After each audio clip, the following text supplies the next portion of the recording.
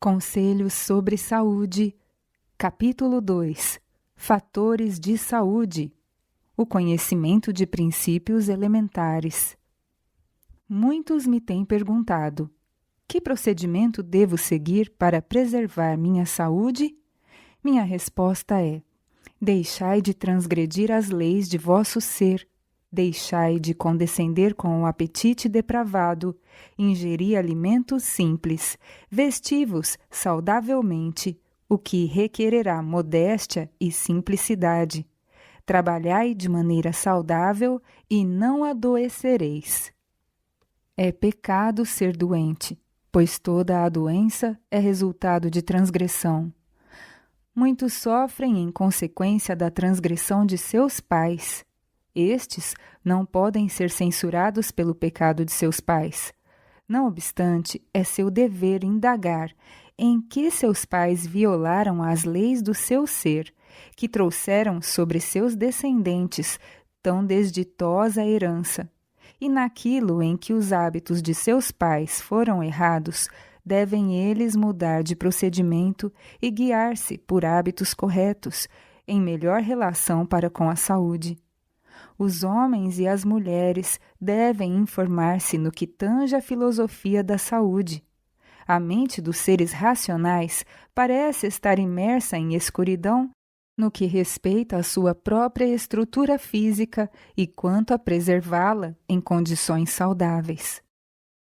A presente geração tem confiado seu corpo aos médicos e sua alma aos ministros. Não pagam eles bem aos seus ministros para estudar a Bíblia em seu lugar, a fim de que não precisem ser molestados? E não é sua obrigação dizer-lhes aquilo que eles devem crer e solucionar todas as questões duvidosas de teologia, sem investigação especial de sua parte? Se estão doentes, vão ao médico, creem em tudo o que ele possa dizer, e ingerem qualquer coisa que ele possa prescrever, pois não lhe pagam um liberal honorário e não é seu dever conhecer seus males físicos e o que prescrever para deixá-los bem, sem precisarem ser atormentados com o problema? Tão estreitamente está a saúde relacionada com a nossa felicidade que não podemos ter a última sem a primeira. É necessário um conhecimento prático da ciência da vida humana, a fim de que glorifiquemos a Deus em nosso corpo. É, por conseguinte, da mais alta importância que, entre as matérias selecionadas para a infância, a fisiologia ocupe o primeiro lugar. Quão poucos sabem qualquer coisa sobre a estrutura e funções do seu próprio corpo e das leis naturais. Muitos estão sendo levados à deriva, à semelhança de um navio no mar, sem bússola ou âncora, e o que é pior, não estão interessados em aprender como conservar seu corpo em boas condições de saúde e evitar as doenças. Indispensável negação própria. A condescendência com os apetites carnais tem degradado e escravizado a muitos. Renúncia e controle sobre os apetites animais são necessários, a fim de estabelecer uma condição melhorada de saúde e moralidade, e purificar a sociedade corrompida. Toda violação de princípio no comer e beber embota as faculdades de percepção, tornando-lhes impossível apreciarem ou darem o justo valor às coisas eternas. É de especial importância não permanecer a humanidade ignorante com respeito às consequências dos excessos. Temperança em todas as coisas é indispensável à saúde e ao desenvolvimento e crescimento de um bom caráter cristão. Os que transgridem as leis de Deus existentes em seu próprio organismo não serão menos vagarosos em violar a lei proclamada no Sinai. Aqueles que, após haverem recebido a luz, se recusam a comer e beber guiados pelo princípio, em lugar de serem controlados pelo apetite, não serão perseverantes com relação a serem governados por princípio em outras coisas. A ventilação do assunto da reforma no comer e beber desenvolverá o caráter e conduzirá infalivelmente à luz aqueles que fazem do seu ventre um Deus. Responsabilidade dos pais. Os pais devem despertar e, no temor de Deus, inquirir: que é a verdade?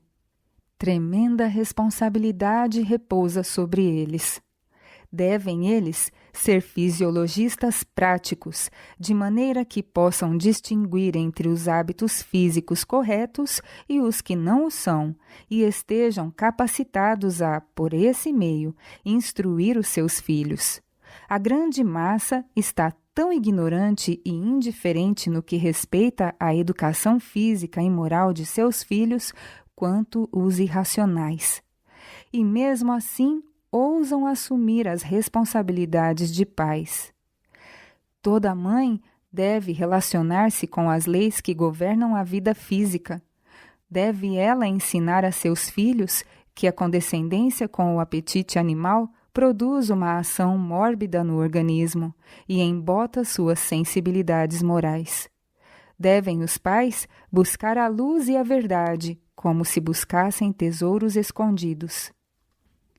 É atribuído aos pais o sagrado encargo de formar o caráter de seus filhos na infância. Devem eles ser para seus filhos professores e médicos. Cumpre-lhes compreender as necessidades e as leis da natureza. Uma cuidadosa conformidade com as leis que Deus implantou em nosso ser preservará a saúde e não permitirá que haja um quebrantamento da constituição física que tente o sofredor a chamar o médico para consertá-la novamente. Muitos parecem pensar que têm o direito de tratar o seu próprio corpo como lhes apraz, mas se esquecem de que seu corpo não é sua propriedade. Seu Criador, que os formou, tem sobre eles reivindicações, das quais não podem livrar-se justamente. Toda transgressão desnecessária das leis que Deus estabeleceu em nosso ser é virtualmente uma violação da lei de Deus e é um pecado tão grande à vista dos céus como quebrantar um dos 10 mandamentos. A ignorância quanto a esse importante assunto é pecado. A luz está agora a brilhar sobre nós e estamos sem escusas, caso lhe não demos acolhida e não tornemos sábios com relação a estas coisas, as quais deve ser o nosso mais elevado interesse terreno entender. A sabedoria das obras de Deus. Levai o povo a estudar as manifestações do amor e da sabedoria de Deus nas obras da natureza. Levai-os a estudar esse maravilhoso organismo que é o corpo humano e as leis que o regem. Os que percebem as evidências do amor de Deus, que compreendem alguma coisa da sabedoria e beneficência de suas leis e os resultados da obediência, virão a considerar seus deveres e obrigações sob um ponto de vista inteiramente diverso. Em vez de olhar a observância das leis da saúde como um sacrifício ou uma abnegação, considerá-la-ão como em realidade é, uma inestimável bênção. Todo obreiro evangélico deve sentir que o instruir o povo quanto aos princípios do viver saudável é uma parte do trabalho que lhe é designado. Grande é a necessidade dessa obra e o mundo está aberto para ela. Governai o corpo. A vida é dom de Deus. Nosso corpo foi dado para uso no serviço de Deus, e é seu desejo que dele cuidemos e o prezemos. Estamos dotados de faculdades físicas e mentais. Nossos impulsos e paixões têm sua base no corpo, e por conseguinte, não deveis fazer coisa alguma que manche essa possessão, entregue em confiança. Nosso corpo deve ser conservado nas melhores condições físicas possíveis e sob as maiores influências espirituais, a fim de que possamos fazer o melhor uso dos nossos talentos. Lede 1 Coríntios 6:13. O mau uso do corpo encurta o período de tempo que Deus designa para uso em seu serviço. Ao permitirmos que nós mesmos formemos maus hábitos, dormindo tarde da noite, satisfazendo o apetite com prejuízo da saúde, lançamos o fundamento da debilidade. Ao negligenciarmos fazer exercício físico, ao sobrecarregarmos a mente ou o corpo, desequilibramos o sistema nervoso. Aqueles que assim encurtam a existência, desatendendo às leis da natureza, são culpados de roubo para com Deus.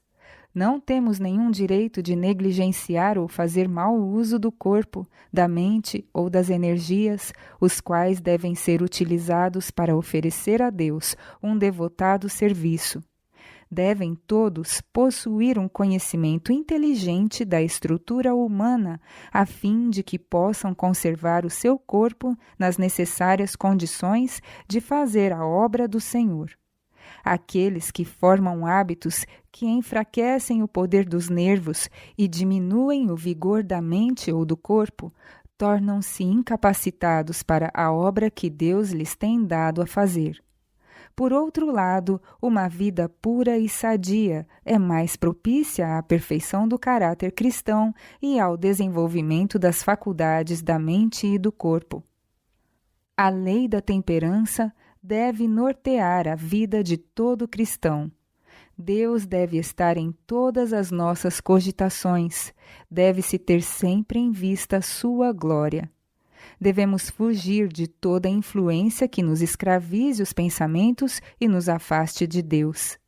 Achamo-nos sob as sagradas obrigações para com Deus de dirigir o nosso corpo e reger os nossos apetites e paixões, de tal modo que eles não nos afastem da pureza e santidade, ou desviem-nos a mente da obra que Deus deseja que façamos. Lede Romanos, capítulo 12, versículo 1. Rogo-vos, pois, irmãos, pela compaixão de Deus, que apresenteis os vossos corpos em sacrifício vivo, santo e agradável a Deus, que é o vosso culto racional. Apego a um regime simples. Se já houve um tempo em que o regime alimentar devesse ser da mais simples qualidade, esse tempo é agora. Não devemos pôr carne diante de nossos filhos. Sua influência é excitar e fortalecer as mais baixas paixões, tendo a tendência de amortecer as faculdades morais. Cereais e frutas preparados sem gordura e no estado mais natural possível devem ser o alimento para as mesas de todos os que professam estar se preparando para a trasladação ao céu. Quanto menos febricitante o regime, tanto mais facilmente podem as paixões ser dominadas. A satisfação do paladar não deve ser consultada sem consideração para a saúde física, intelectual e moral. A condescendência com as paixões inferiores levará muitíssimos a fechar os olhos à luz, pois temem ver pecados que não estão dispostos a abandonar. Todos podem ver, se quiserem.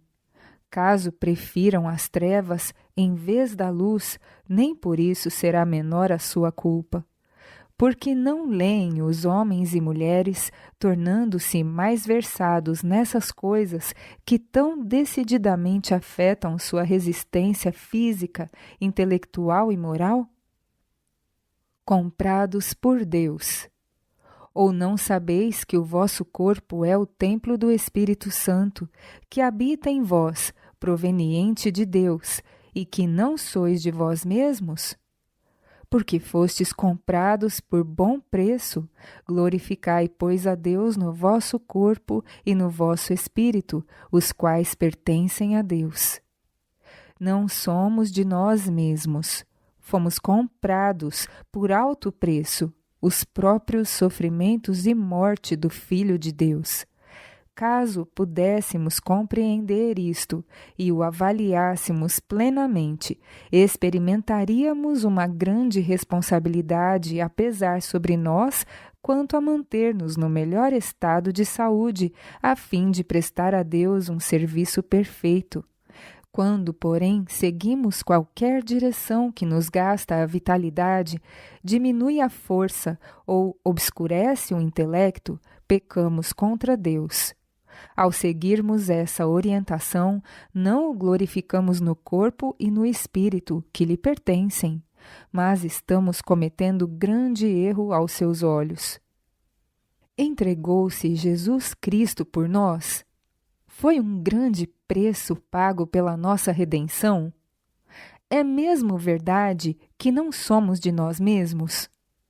É real que todas as faculdades de nosso ser, nosso corpo, espírito, tudo quanto possuímos e tudo quanto somos, pertencem a Deus? Certamente sim. E ao compreendermos isto, sob que obrigação esse fato nos coloca para com o Senhor, de conservar-nos naquelas condições em que o possamos honrar na terra, em nosso corpo e em nosso espírito, que lhe pertencem. A recompensa da santidade. Cremos, sem nenhuma dúvida, que Cristo está para vir em breve. Isto não é uma fábula para nós, é uma realidade. Não temos dúvida, nem por anos temos duvidado uma só vez de que as doutrinas que hoje mantemos sejam verdade presente e de que nos estamos aproximando do juízo. Estamos nos preparando para encontrar-nos com aquele que, acompanhado por uma comitiva de santos anjos, há de aparecer nas nuvens do céu para dar aos fiéis e justos o toque final da imortalidade. Quando ele vier, não nos há de purificar de nossos pecados, remover de nós os defeitos que há em nosso caráter, ou curar-nos das fraquezas de nosso temperamento e disposição. Se acaso esta obra houver de ser efetuada em nós, sê-lo-á totalmente antes daquela ocasião. Quando o Senhor vier, os que são santos serão santos ainda. Os que houverem conservado o corpo e o espírito em santidade, em santificação e honra, receberão então o toque final da imortalidade. Mas os que são injustos, não santificados e sujos, assim permanecerão para sempre. Nenhuma obra se fará então por eles para lhes tirar os defeitos e dar-lhes um caráter santo. Então o refinador não se assentará para prosseguir em seu processo de purificação e para remover-lhes os pecados e a corrupção. Tudo isto deve ser feito nestas horas da graça. É agora que esta obra deve ser feita por nós. Achamo-nos agora na oficina de Deus. Muitos de nós somos pedras rústicas da pedreira. Ao apoderar-nos, porém, da verdade de Deus, sua influência nos afeta, eleva-nos e tira de nós toda imperfeição e pecado, seja de que natureza for. Assim, estamos preparados para ver o Rei em sua beleza e unir-nos afinal com os puros anjos celestes no reino da glória. É aqui que esta obra tem de ser efetuada por nós, aqui que nosso corpo e espírito devem ser habilitados para a imortalidade. A obra da santificação. Achamo-nos em um mundo avesso à justiça, à pureza de caráter e ao crescimento na graça. Para onde quer que olhemos, vemos corrupção e contaminação, deformidade e pecado. E qual é a obra que devemos empreender aqui antes de receber a imortalidade? É conservar nosso corpo santo, puro o nosso espírito, para que avancemos incontaminados entre as corrupções pululantes ao nosso redor nestes últimos dias. E se esta obra se há de realizar, precisamos nela empenhar-nos imediatamente, com coração e entendimento. Aí não deve entrar o egoísmo para nos influenciar. O Espírito de Deus deve ter sobre nós perfeito domínio, influenciando-nos em todas as nossas ações. Se nos apegarmos devidamente ao céu, ao poder do alto, experimentaremos a santificadora influência do Espírito de Deus em nosso coração. Ao procurarmos apresentar a reforma de saúde a nossos irmãos e irmãs e lhe falarmos da importância do comerem e beberem e fazerem tudo o que fizerem para a glória de Deus, muitos têm dito por suas ações: não é da conta de ninguém se comemos isto ou aquilo. Seja o que for que fizermos, nós mesmos é que temos de suportar as consequências. Prezados amigos, estais grandemente enganados. Não sois vós os únicos a sofrer por causa de vossa errônea maneira de viver. A sociedade em que estais sofre em alto grau as consequências de vossos erros, da mesma maneira que vós. Se sofreis por causa de vossa intemperança no comer e beber, nós, que nos achamos ao redor de vós, ou a vós associados, também somos afetados por vossas enfermidades. Temos de sofrer por causa da maneira errônea em que viveis. Se isto tem o efeito de prejudicar-vos as faculdades mentais ou físicas, nós sentimos isto quando em convívio convosco, e somos assim afetados. Se, em vez de ter um espírito bem disposto, estais sombrios, lançais uma nuvem sobre o espírito de todos os que vos rodeiam. Se estamos tristes e deprimidos e perturbados, poderíeis, caso vos encontrasseis na devida condição de saúde, ter um cérebro claro para nos mostrar uma porta de escape e dirigir-nos uma palavra de conforto. Mas, se vosso cérebro está tão nublado pela errônea maneira de viver que seguis, que não vos é possível dar-nos o justo conselho, não sofremos nós um prejuízo? Não nos afeta seriamente a influência que exerceis? Talvez tenhamos certo grau de confiança em nosso próprio juízo, todavia queremos ter conselheiros, pois na multidão de conselheiros há segurança.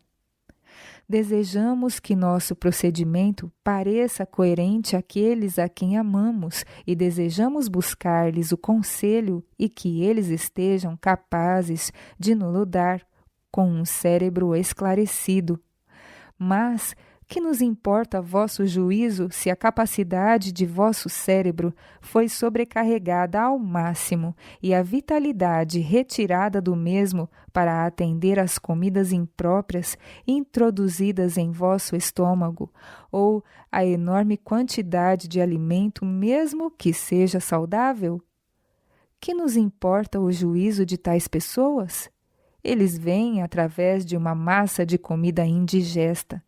Portanto, vossa maneira de viver nos afeta.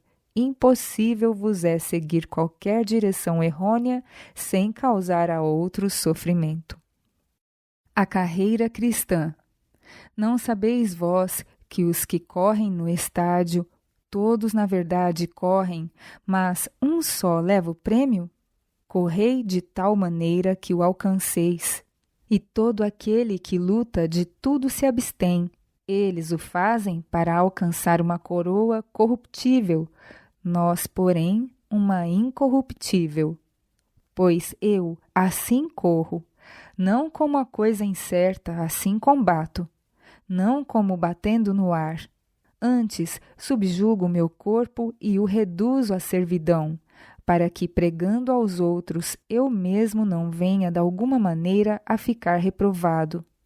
Aqueles que se empenhavam na carreira para obter um laurel, que era considerado honra especial, eram temperantes em todas as coisas, de modo que os músculos, o cérebro e todo o seu corpo se achassem nas melhores condições para correr.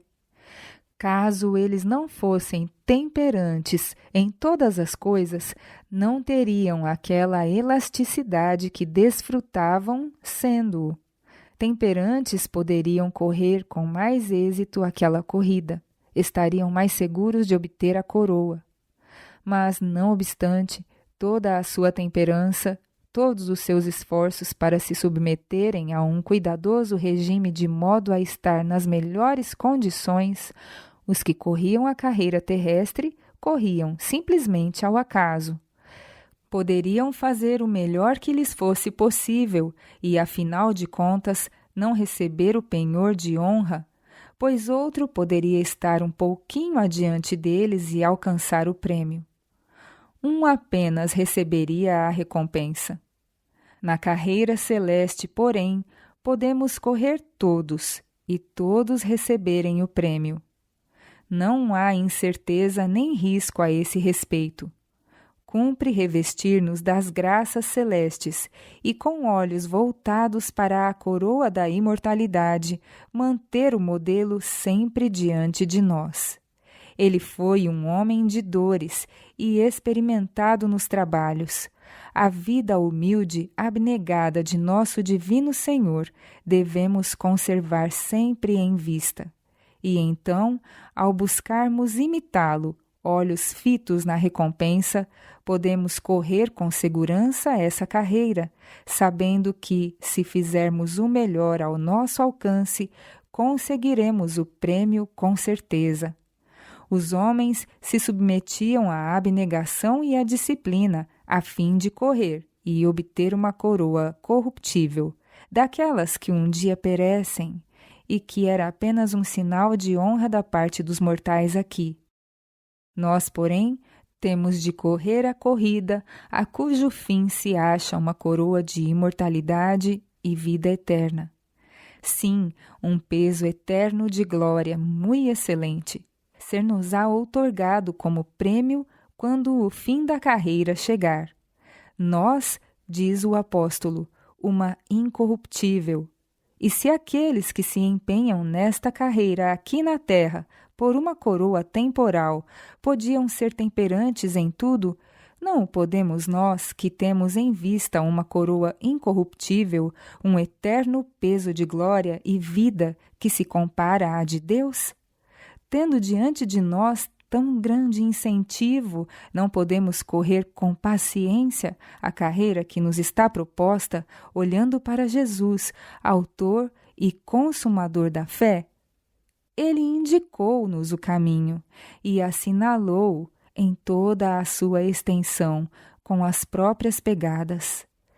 É a vereda por onde andou e com ele podemos experimentar a abnegação e o sofrimento e trilhar essa vereda marcada com seu próprio sangue. Desenvolvei a habilidade. Não vos contenteis em atingir um ideal baixo. Não somos o que poderíamos ser e o que Deus quer que sejamos. Deus concedeu-nos faculdades de raciocínio, não para que fiquem inativas ou sejam pervertidas por ocupações terrenas e sórdidas, mas para que sejam desenvolvidas ao máximo, refinadas, santificadas, enobrecidas e empregadas no avanço dos interesses de seu reino. Ninguém deve consentir em ser uma simples máquina acionada pelo espírito de outro homem. Deus concedeu-nos poder para pensar e agir, e é agindo com cuidado, pedindo-lhe sabedoria, que podemos tornar-nos aptos a desempenhar posições de responsabilidade. Mantende-vos na personalidade que recebestes de Deus. Não sejais a sombra de outra pessoa. Esperai que o Senhor opere em vós, convosco e por vós. Temperança em todas as coisas. A reforma da saúde é parte importante da mensagem do terceiro anjo. E como um povo que professa esta reforma, não devemos recuar, mas fazer contínuos progressos. É grande coisa manter a saúde colocando-nos em correta relação para com as leis da vida, e muitos não têm feito isto. Grande parte das doenças e sofrimentos existentes entre nós é o resultado da transgressão da lei física e é trazido sobre os indivíduos em virtude de seus próprios hábitos maus. Nossos antepassados legaram-nos costumes e apetites que estão enchendo o mundo de doenças. Os pecados dos pais, através de desejos pervertidos, são com poder assustador, visitados sobre os filhos até a 3ª e 4ª geração.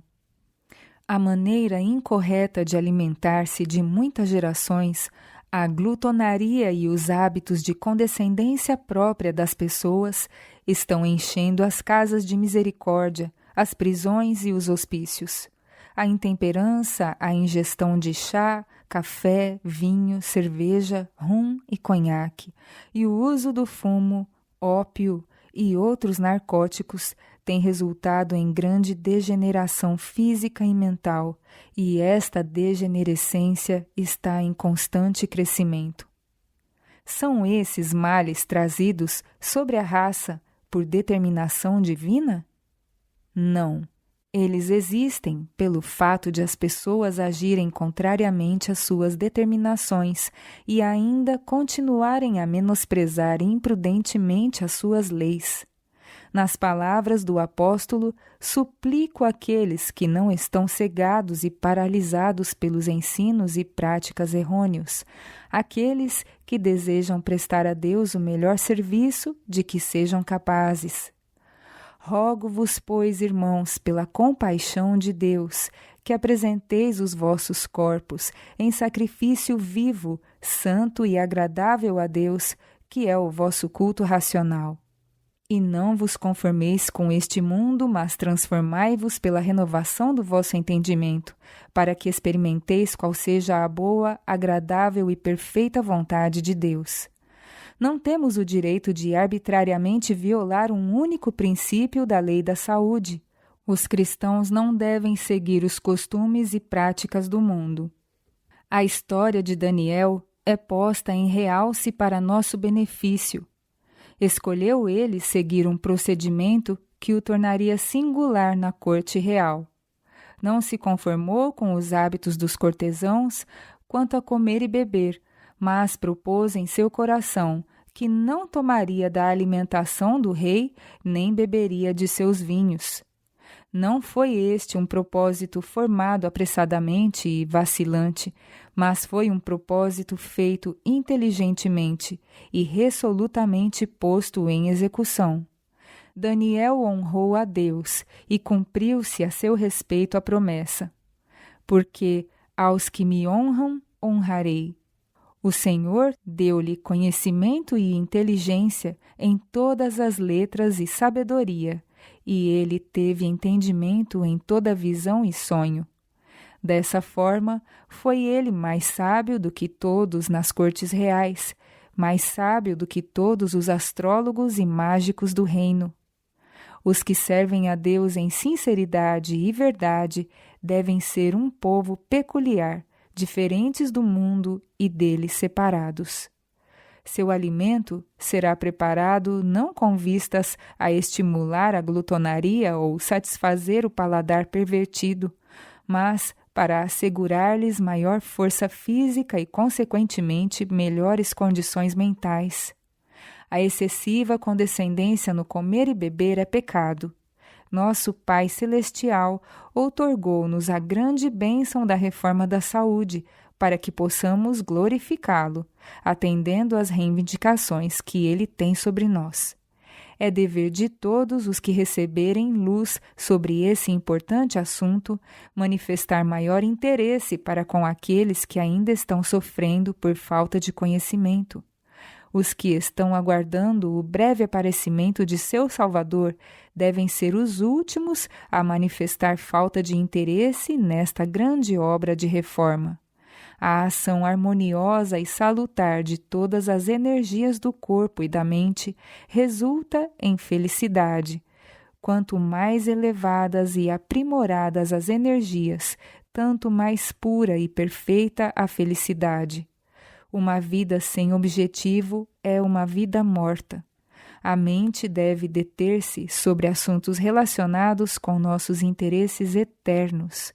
Isso conduzirá à saúde do corpo e da mente. Nossa fé requer que elevemos o padrão da reforma e demos passos avançados. A condição de nossa aceitação para com Deus é uma separação prática do mundo. O Senhor nos chama como um povo. Saí do meio deles e apartai-vos, e não toqueis nada imundo, e eu vos receberei. O mundo poderá desprezar-vos por não satisfazer de suas normas, tomardes parte em seus divertimentos desregrados e seguirdes seus perniciosos caminhos. Mas o Deus dos céus promete receber-vos e ser o vosso Pai. E vós sereis para mim filhos e filhas, diz o Senhor Todo-Poderoso. O mundo não serve de norma. O mundo não deve servir de modelo para nós. É moda condescender com o apetite em alimentos requintados e estímulos artificiais, fortalecendo as propensões animais e frustrando o crescimento e desenvolvimento das faculdades morais. Não existe encorajamento dado a qualquer dos filhos e filhas de Adão para que eles possam tornar-se vitoriosos na luta cristã, a não ser que decidam praticar a temperança em todas as coisas. Se fizerem isto, eles não combaterão como aqueles que combatem no ar. Exercício físico. Outra bênção preciosa é o exercício apropriado. Há muitos indolentes e inativos que são avessos a trabalho físico ou exercício, porque este os fatiga. Que mal há em que se fatiguem? A razão de se cansarem é que não revigoram seus músculos pelo exercício e por isso se ressentem ao mínimo esforço. Mulheres e moças inválidas sentem-se mais satisfeitas por ocuparem-se com trabalhos leves, como fazer crochê, bordar ou fazer renda, do que empenhar-se em atividade física. Se os inválidos desejam recobrar a saúde, não devem eles deixar de fazer exercício físico, pois, do contrário, aumentarão a fraqueza muscular e a debilidade geral. Atai um braço e deixai-o permanecer sem uso, mesmo que seja por umas poucas semanas. Libertai-o depois de seu cativeiro e notareis que ele está mais enfraquecido do que o que estivestes usando moderadamente durante o mesmo espaço de tempo. A inatividade produz o mesmo efeito sobre o sistema muscular todo. O sangue não é tão capaz de expelir as impurezas como seria se a circulação ativa fosse produzida pelo exercício. Quando a temperatura permitir, todos os que puderem assim fazer devem andar ao ar livre cada dia, tanto no verão como no inverno. Mas a roupa deve ser apropriada para o exercício e os pés devem estar bem protegidos. Uma caminhada, ainda que seja no inverno, será mais benéfica à saúde do que todos os remédios que os médicos possam prescrever. Para os que podem fazê-lo, o andar a pé é preferível a andar de condução. Os músculos e veias tornam-se mais capacitados a desempenhar seu trabalho. Haverá aumento de vitalidade tão necessária à saúde.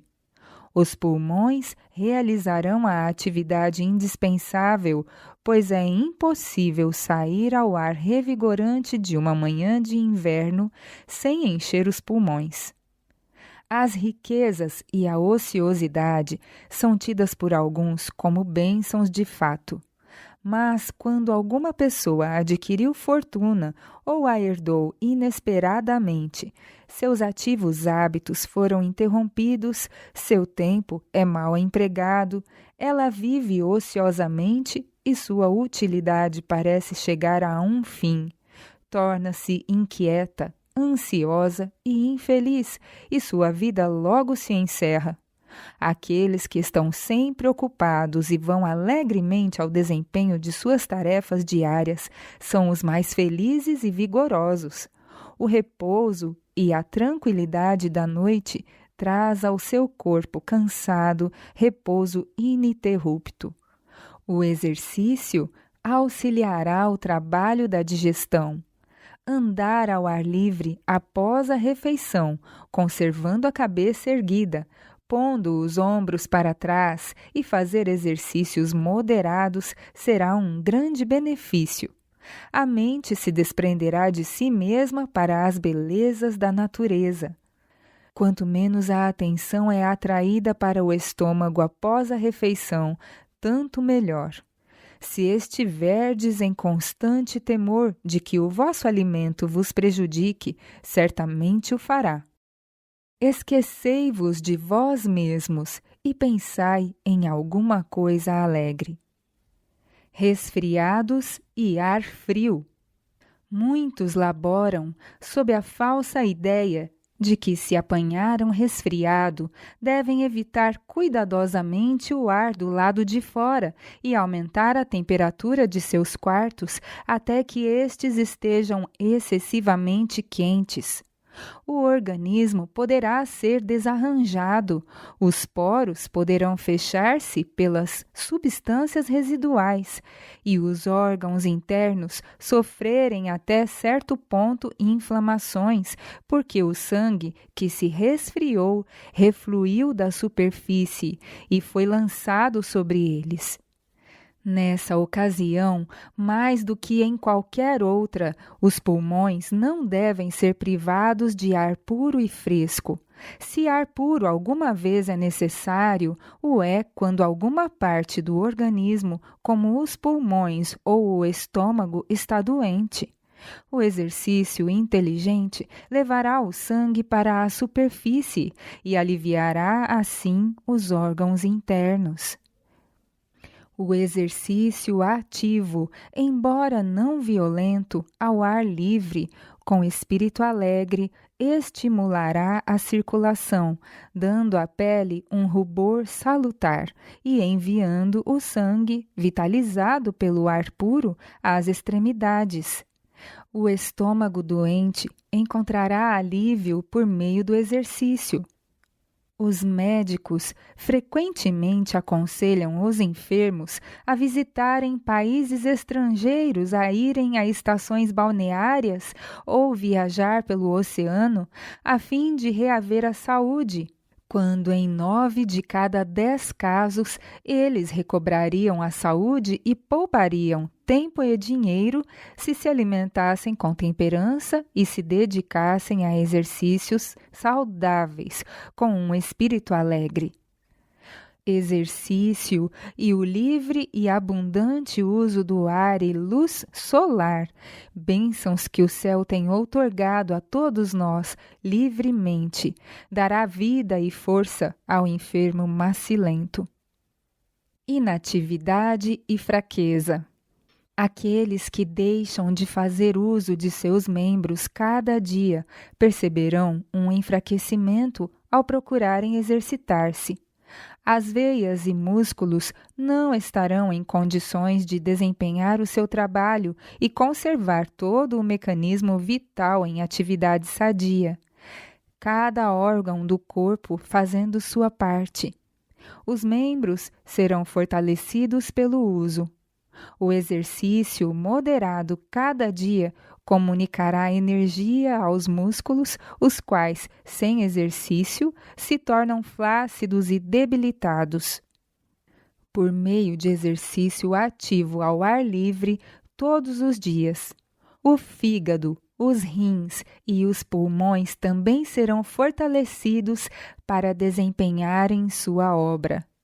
Trazei em vosso auxílio o poder da vontade, o que resistirá o resfriado e comunicará energia ao sistema nervoso.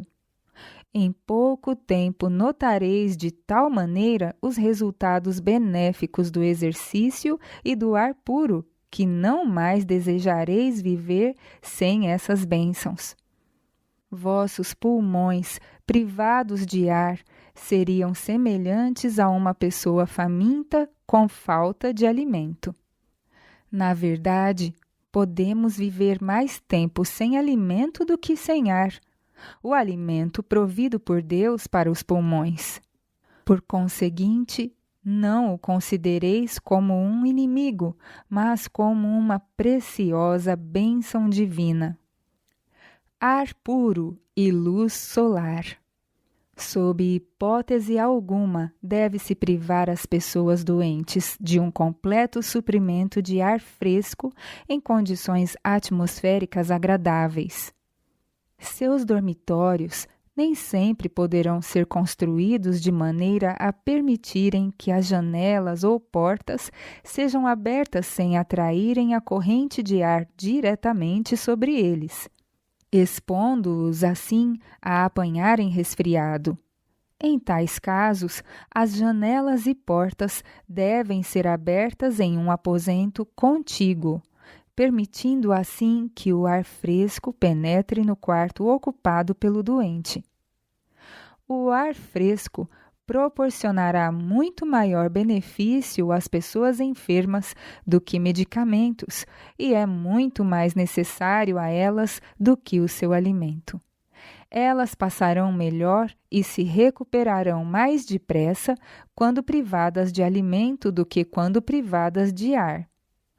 Muitos doentes têm sido confinados por semanas e até meses em quartos fechados, sem contato com a luz e o puro e revigorante ar exterior, como se o ar fosse um inimigo mortal, quando este é exatamente o remédio de que necessitam para torná-los curados.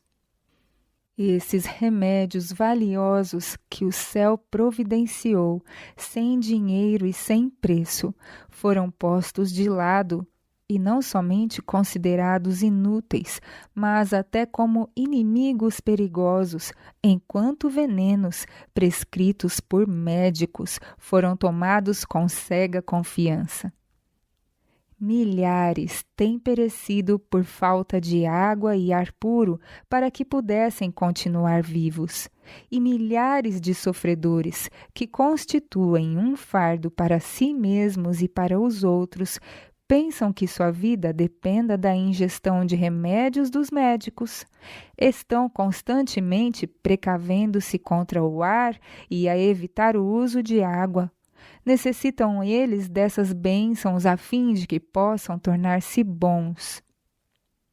Se eles fossem esclarecidos e deixassem os remédios de lado e se acostumassem ao exercício ao ar livre e à entrada de ar em suas casas, no verão e no inverno, e usassem água pura para beber e banhar-se, sentir-se-iam relativamente melhores e mais felizes, em lugar de levarem uma existência deplorável.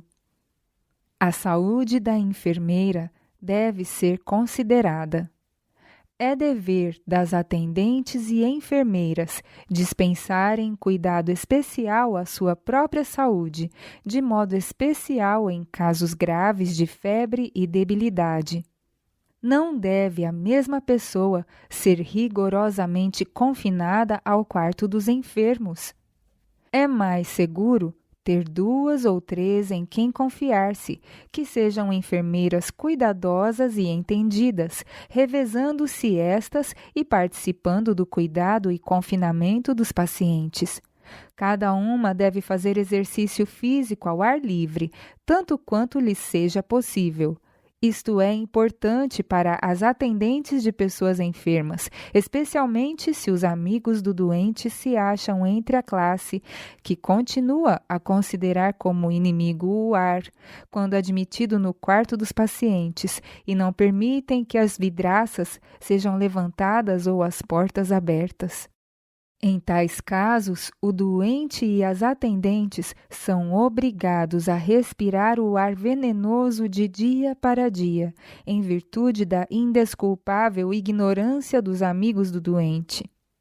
Em não poucos casos, as atendentes são ignorantes das necessidades do organismo e da relação que o respirar ar puro mantém para com a saúde e da influência destruidora sobre a vida, da inalação do ar impuro do quarto de um paciente.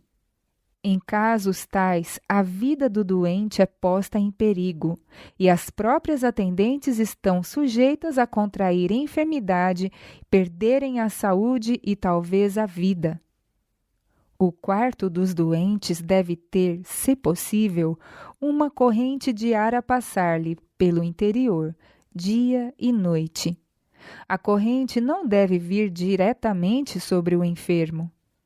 Enquanto as febres ardentes estão em ação, há bem pouco perigo de apanhar resfriado. Mas é necessário cuidado especial quando a crise vem e a febre passa. Nesse caso, talvez seja necessário constante vigilância a fim de manter a vitalidade do organismo. Deve-se proporcionar ao doente ar puro revigorante. Se nenhum outro meio puder ser providenciado, na medida do possível deve o doente ser removido para outro quarto e outra cama, enquanto o seu quarto, sua cama e objetos com ela relacionados estão sendo purificados pela ventilação. Se aqueles que estão com saúde necessitam dos benefícios da luz e do ar e precisam observar hábitos higiênicos a fim de continuarem sãos, maior ainda é a necessidade do doente em relação à sua condição debilitada. Algumas casas são dispendiosamente aparelhadas, mais para satisfazer o orgulho e receber visitas do que para conforto e conveniência da saúde da família. Os melhores quartos são mantidos no escuro.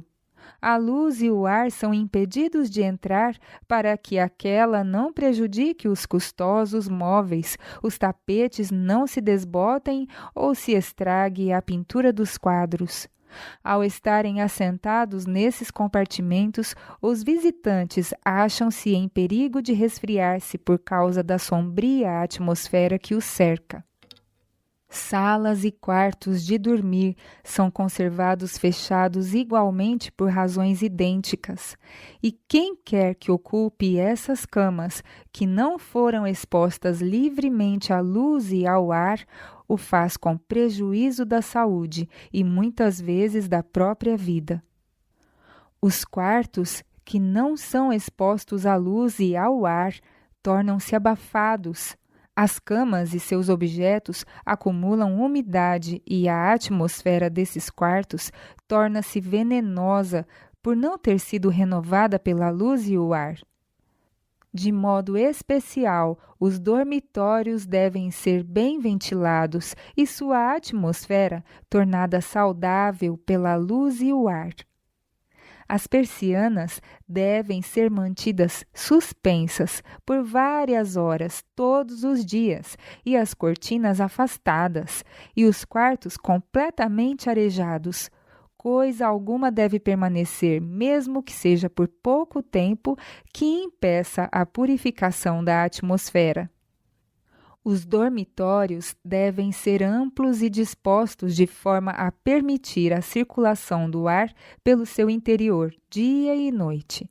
Aqueles que têm omitido o ar dos seus quartos de dormir devem começar a modificar o seu procedimento imediatamente.